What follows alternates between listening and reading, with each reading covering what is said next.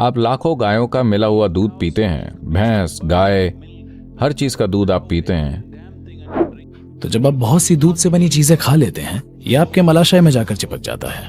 तो जो मल आसानी से सिस्टम के बाहर निकल जाना चाहिए, वो बाहर नहीं निकलता। बच्चों को पेरेंट्स से एलर्जी, वो बहुत आम बात है।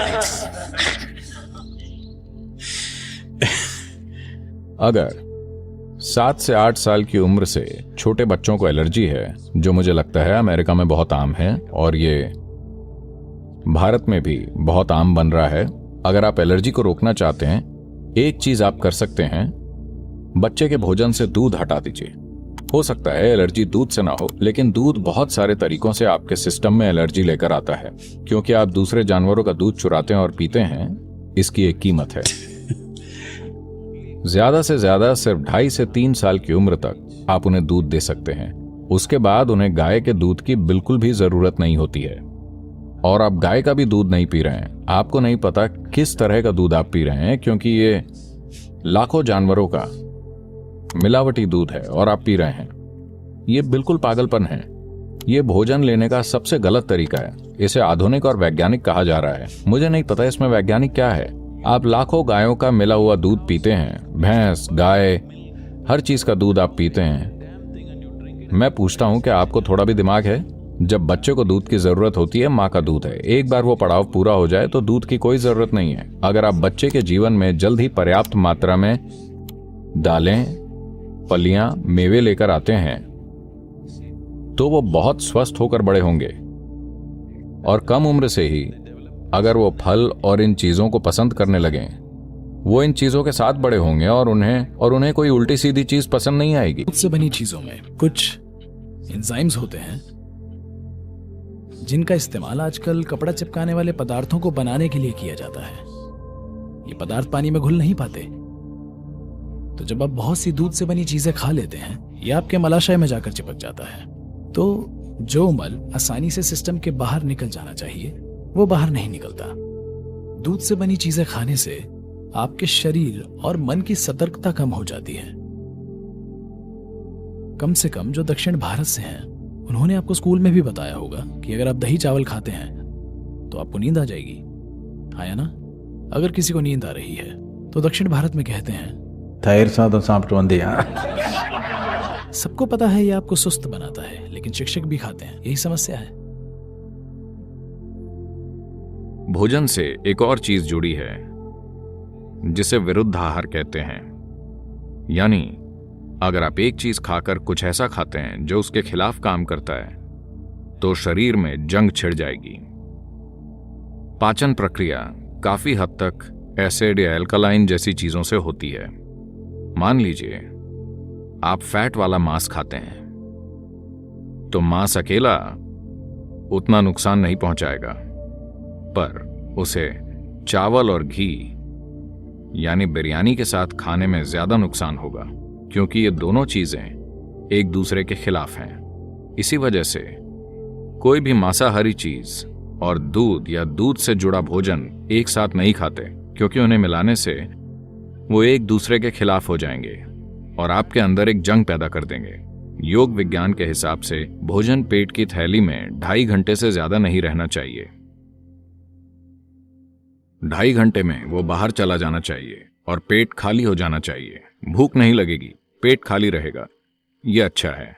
हम पेट को हमेशा खाली रखना चाहते हैं, क्योंकि तब हर चीज बेहतर काम करती है।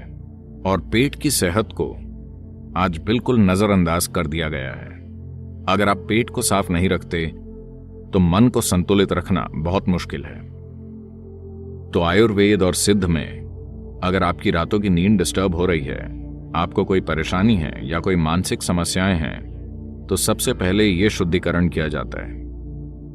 पेट की सफाई से अचानक संतुलन महसूस होता है।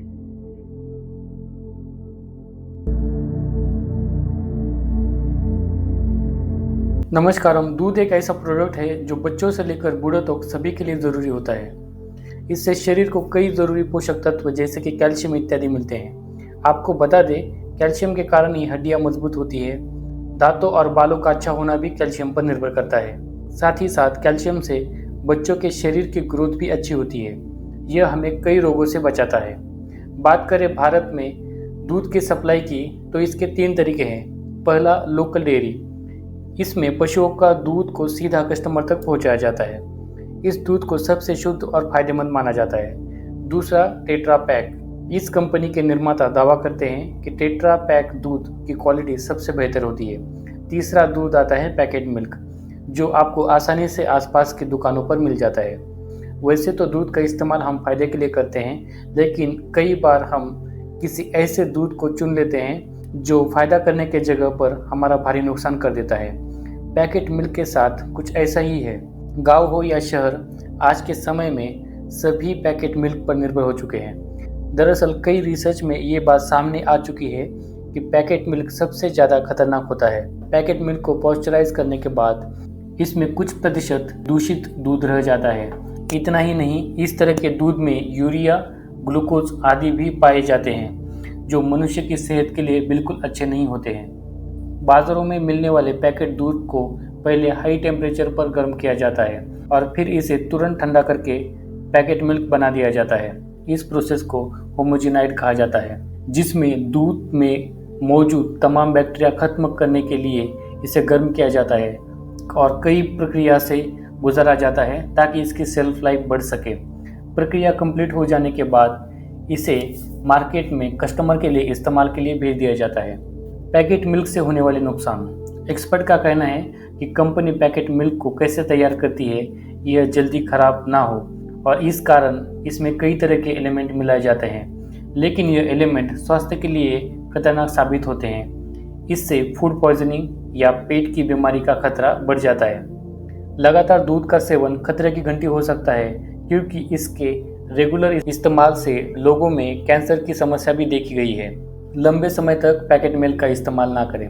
दरअसल पैकेट दूध का इस्तेमाल रेगुलर बेसिस पर किए जाने के लिए नहीं है। इसका इस्तेमाल कभी कभार करना चाहिए। जो लोग रेगुलरली पैकेट मिल्क पर निर्भर करते हैं, निश्चित ही वे भविष्य में बड़ी बीमारियों को न्योता देने का काम कर रहे हैं। हमेशा फ्रेश दूध का इस्तेमाल करना चाहिए।